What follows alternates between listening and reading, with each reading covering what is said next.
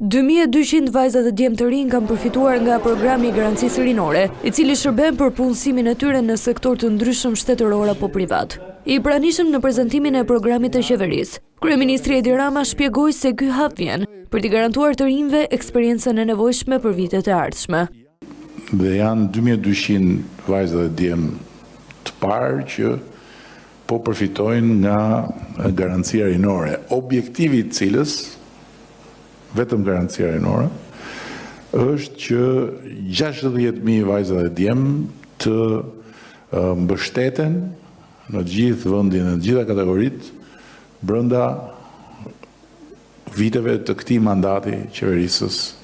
Kreu i qeverisë nxiti të rinj të ndjekin dhe arsimin profesional, pasi tregu i punës ka nevojë. Jemi shumë vetëdijshëm që ajo që na duhet dhe ajo që është një ofertë bindëse është oferta e vendeve të punës të paguara shumë mirë.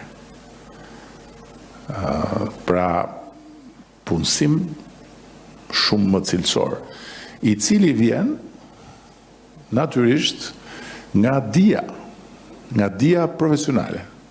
Nga dia profesionale e shtrirë nga inxhinieria dhe informatika deri tek kuzhina. Megjithatë, Rama pranoi se sektori i punësimit në vendin tonë ka ende nevojë për përmirësime, pavarësisht progresit të bërë gjatë viteve të fundit.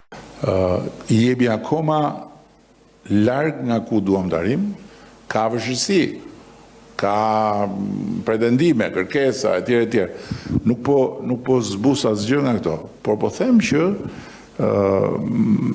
kush realisht do punë dhe kush realisht do të bëjë sukses në këtë vend, mund të bëjë sukses.